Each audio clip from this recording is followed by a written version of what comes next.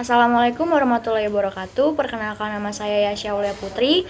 Bersama teman-teman saya yaitu Alfida Suryani Pertiwi, Nurul Aulia Hapsari, dan Tera Taneri. Kami di sini akan menyampaikan materi kami mengenai komunikasi massa. Dimulai dari saya terlebih dahulu, yaitu membahas tentang definisi komunikasi massa secara umum.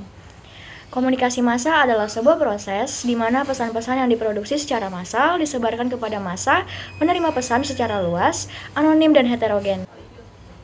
Selanjutnya adalah definisi komunikasi massa menurut para ahli yaitu Devler dan Dennis, yang juga mengatakan di dalam bukunya dengan judul Understanding Mass Communication bahwa komunikasi massa adalah suatu proses di mana komunikator menggunakan media dalam menyebarkan pesan-pesan secara luas dan secara terus-menerus agar terciptanya makna-makna yang diharapkan dapat mempengaruhi halayak yang besar dan berbeda-beda melalui berbagai cara. Selanjutnya adalah konsep massa. Massa memiliki unsur-unsur penting, yaitu terdiri dari sekelompok masyarakat dalam jumlah yang sangat besar yang menyebar di mana-mana dan satu dengan lainnya tidak saling mengenal atau pernah bertemu atau berhubungan secara personal. Jumlah massa yang besar menyebabkan massa tidak dapat dibedakan satu dengan lainnya. Misalnya, penonton RCTI dengan ANTV. Karenanya, konsep massa dari segmentasi sulit diprediksi dengan angka-angka pasti. Karena jumlah yang besar, maka massa juga suka diorganisir. Jumlah massa yang besar itu cenderung bergerak sendiri-sendiri berdasarkan sel-sel massa yang dapat dikendalikan oleh orang-orang dalam sel itu. Gerakan-gerakan massa akan semakin besar apabila sel-sel itu bertemu dan bergerak berdasarkan kondisi sesaat yang terjadi di lapangan. Interaksi yang terjadi biasanya bersifat emosional. Yang terakhir, massa merupakan refleksi dari kehidupan sosial secara luas. Setiap bentuk kehidupan sosial merefleksikan suatu kondisi masyarakat secara keseluruhan. Terima kasih. Nah, sekarang kita masuk ke perbedaan komunikasi massa dan komunikasi antar pribadi. Komunikasi massa berbeda dengan komunikasi antar pribadi. Komunikasi massa adalah proses penyampaian informasi yang sama kepada halayak ramai dalam waktu yang relatif cepat. Definisi mengenai komunikasi antar pribadi dikemukakan oleh beberapa ahli. Di antaranya adalah Onong U. Effendi yang mengemukakan bahwa komunikasi ini adalah jenis komunikasi yang terjadi antara dua orang, namun terjadi interaksi percakapan secara langsung, baik tatap muka maupun media telepon. Ciri khas dari komunikasi antar pribadi menurut Effendi adalah adanya timbal balik. Lalu sekarang ada karakteristik dari komunikasi massa. Karakteristik komunikasi massa itu apa aja sih? Nah, ini dia. Yang pertama, komunikator terlembagakan. Ciri komunikasi massa yang pertama adalah komunikatornya. Dengan mengingat bahwa komunikasi massa itu melibatkan lembaga dan komunikatornya bergerak di dalam organisasi yang kompleks. Yang kedua, pesan bersifat umum.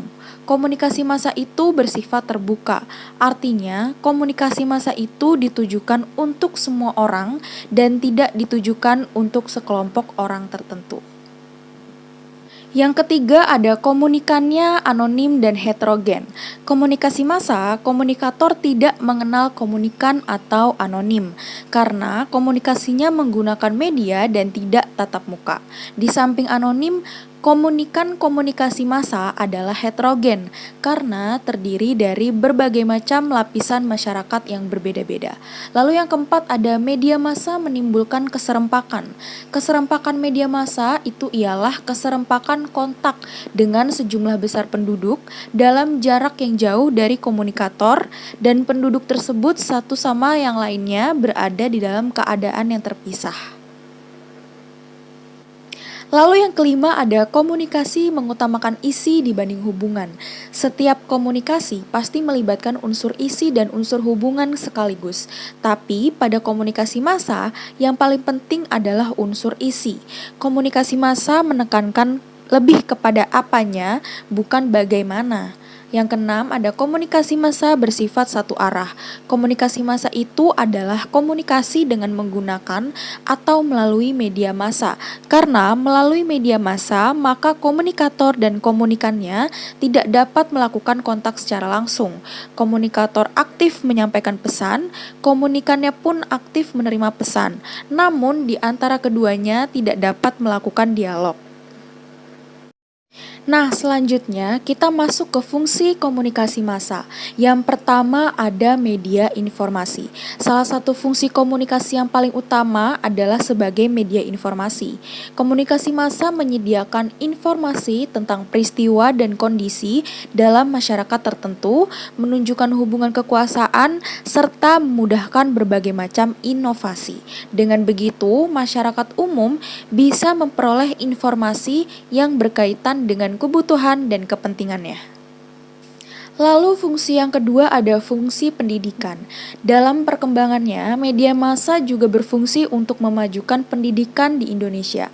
Sebagai media pendidikan, media massa memiliki peran penting dalam mengembangkan wawasan dan ilmu pengetahuan hidup manusia. Adapun informasi yang telah disebarluaskan melalui media tentunya berfungsi untuk mendidik, mencerdaskan, dan dapat mendorong seseorang untuk selalu berbuat kebaikan. Nah, yang ketiga ada fungsi memengaruhi. Fungsi komunikasi berikutnya ialah untuk memengaruhi halayak.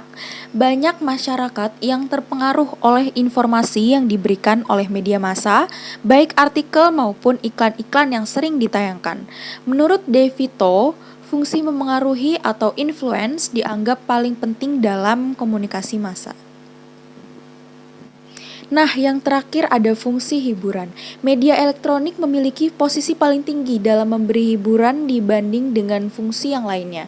Umumnya, masyarakat menggunakan televisi sebagai hiburan, sedangkan media cetak menempatkan informasi pada posisi teratas. Meskipun begitu, media cetak juga kerap memberikan hiburan seperti adanya gambar-gambar di beberapa rubrik sebagai tanda jika media tersebut juga memberi sarana hiburan untuk halayak.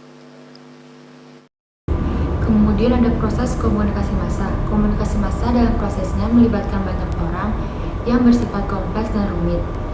Menurut McCoy pada tahun 1999, proses komunikasi massa terlihat berproses dalam bentuk yang pertama melakukan distribusi dan penerimaan informasi dalam skala besar. Jadi proses komunikasi massa melakukan distribusi informasi ke masyarakatan dalam skala yang besar. Yang kedua, proses komunikasi massa cenderung dilakukan melalui satu model arah, yaitu dari komunikator kepada komunikan atau dari media kepada halayak. Yang ketiga, proses komunikasi massa berjalan secara asimetris antara komunikator dengan komunikan. Hal ini menyebabkan komunikasi antara mereka datar dan bersifat sementara. Yang keempat, proses komunikasi massa berlangsung impersonal atau non-pribadi dan anonim. Yang kelima, proses komunikasi massa juga berlangsung didasarkan pada hubungan kebutuhan-kebutuhan di masyarakat. Contoh komunikasi massa, yang pertama ada surat kabar, majalah, radio, televisi, internet, dan buletin. Efek komunikasi massa. Komunikasi massa memiliki efek menurut Stephen dibagi di tiga, yaitu yang pertama, efek terhadap individu. Komunikasi massa memberikan efek ekonomis. Hal ini tercermin pada jasa lowongan pekerjaan yang disediakan oleh industri media massa. Efek yang kedua adalah pengaruh terhadap kebiasaan sehari-hari. Setiap pagi, orang akan memiliki kebiasaan membaca berita terlebih dahulu sebelum melakukan aktivitas. Efek yang ketiga adalah entertain. Media massa dapat menjadi sebuah sarana dari rasa penat dan stres. Efek yang kedua pada masyarakat. Efek ini berkaitan dengan erat kepada karakter yang dimiliki oleh seseorang. Masyarakat akan menilai berdasarkan pembawaan, interaksi, serta cara berpikir seseorang sesuai dengan apa yang ditunjukkan oleh media. Media massa secara tidak langsung akan mengajak masyarakat untuk memberikan penilaian yang sama terhadap seseorang berdasarkan penilaian dari media massa itu sendiri. Dan efek yang ketiga adalah terhadap kebudayaan. Hal ini ditampilkan dalam media, baik media cetak, media elektronik, maupun media digital. Akan berbeda bagi setiap kebudayaan yang dianut oleh masing-masing daerah. Misalnya mengenai cara berbusana. Gaya berbusana dari masing-masing negara berbeda-beda. Namun, ketika media massa menanyakannya, Hal tersebut akan mempengaruhi selera fashion di daerah lain. Nah, sekarang kita akan membahas tentang media massa. Apa sih media massa itu? Media massa adalah alat yang digunakan dalam penyampaian pesan-pesan dari sumber kepada halayak dengan menggunakan alat-alat komunikasi mekanis seperti surat kabar, film, radio, dan TV. Media massa adalah faktor lingkungan yang mengubah perilaku halayak melalui proses pelaziman klasik, pelaziman operan, atau proses imitasi belajar sosial. Nah, ada dua fungsi dari media massa, yaitu media massa memenuhi kebutuhan akan fantasi dan informasi. Lalu media massa ini menampilkan diri sendiri dengan peranan yang diharapkan, dinamika masyarakat akan terbentuk, di mana media massa adalah sebuah pesan. Jenis media massa yaitu media yang berorientasi pada 3 aspek. Yang pertama, penglihatan atau verbal visual, misalnya media cetak. Yang kedua, pendengaran atau audio, misalnya radio, tape atau recorder, atau verbal vokal. Dan yang terakhir ada pada pendengaran dan penglihatan seperti televisi, film, dan video yang bersifat verbal visual vokal. Nah, media massa digunakan dalam komunikasi apabila komunikasi berjumlah banyak dan bertempat tinggal jauh. Media massa yang layak digunakan dalam kehidupan sehari-hari pada umumnya adalah surat kabar, radio, televisi, dan film bioskop yang beroperasi dalam bidang informasi, edukasi, dan rekreasi atau dalam istilah lain penerangan, pendidikan, dan hiburan. Nah, keuntungan komunikasi dengan menggunakan media massa itu apa sih? Yaitu media massa menimbulkan keserempakan, artinya untuk suatu pesan dapat diterima oleh komunikan yang jumlahnya relatif banyak dibandingkan dari media yang lainnya. Jadi, untuk menyebarkan informasi, media massa sangat efektif dapat mengubah sikap, pendapat, dan perilaku komunikasi. Nah, media massa adalah hal yang paling tepat dan cepat untuk mendapatkan atau menyampaikan informasi kepada halayak. Media massa ada di mana-mana dalam berbagai bentuk dan dapat diakses kapan saja. Ciri media massa adalah komunikasi massa diarahkan yang relatif besar, heterogen, dan anonim. Media massa adalah jenis komunikasi yang ditunjukkan kepada sejumlah halayak besar ataupun banyak seperti heterogen dari anonim melewati media cetak atau media elektronik. Sehingga pesan informasi yang sama dapat diterima secara serentak dan sesaat.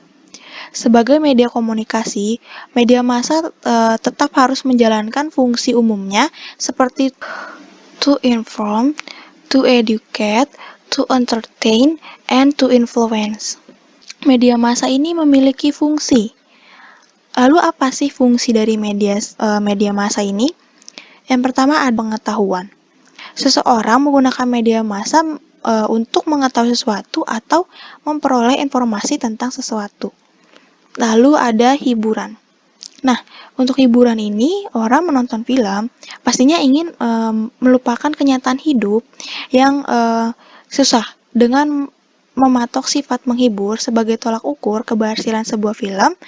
Makanya sang pengulas cenderung memenangkan film-film ekspasis di atas jenis-jenis film lain. Lalu ada fungsi kepentingan sosial. Kepentingan yang diperoleh dari kesamaan kegemaran setiap individu terhadap program acara yang ditayangkan di televisi. Lalu ada fungsi pelarian.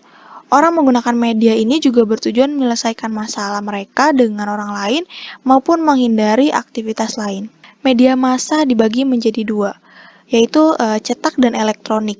Media cetak yang memiliki kriteria sebagai media massa adalah surat kabar dan majalah. Sedangkan media elektronik yang memenuhi kriteria media massa adalah radio, televisi, dan internet.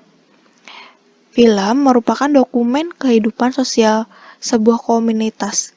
Film memiliki realitas kelompok masyarakat penduduknya, baik dalam bentuk imajinasi dan realitas. Media massa terdiri dari beberapa bentuk, yaitu surat kabar. Surat kabar merupakan media massa yang paling tua dibandingkan dengan jenis media massa yang lainnya, yang berfungsi sebagai informasi. Hal ini sesuai dengan tujuan utama khalayak membaca surat kabar, yaitu keingintahuan setiap peristiwa yang terjadi di sekitarnya. Lalu ada radio.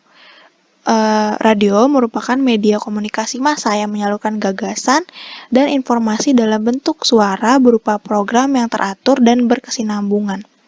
Yang ketiga ada televisi, merupakan media komunikasi massa audiovisual dengan sifat daya rangsang sangat tinggi, elektris sangat mahal, dan jangkauan berdasarkan penyampaian pesan yang lebih singkat. Lalu ada film. Nah, yang terakhir ini, film merupakan pertunjukan cerita yang menyajikan cerita mengenai kehidupan atau karakter seseorang atau beberapa tokoh yang diperankan oleh pemain yang melibatkan konflik dan emosi. Film adalah salah satu yang masuk dalam kelompok atau kategori drama. Biasanya isi dari film adalah mengenai tentang suatu cerita. Lalu saya akan bahas kesimpulan dari yang telah kita pelajari hari ini. Komunikasi massa adalah proses komunikasi yang dilakukan melalui media massa dengan berbagai tujuan komunikasi dan untuk menyampaikan informasi kepada khalayak luas. Media massa adalah media komunikasi dan informasi yang melakukan penyebaran informasi secara massal dan dapat diakses oleh masyarakat secara massal pula. Lalu dalam kehidupan sehari-hari, manusia tidak terlepas dari yang namanya komunikasi karena manusia saling membutuhkan baik dari segi persoalan sosial, agama, budaya, politik, dan sebagainya. Kehadiran media massa sangat penting dalam kehidupan manusia. Media dibutuhkan karena berfungsi sebagai sarana pemberian informasi kepada khalayak melalui berita-beritanya.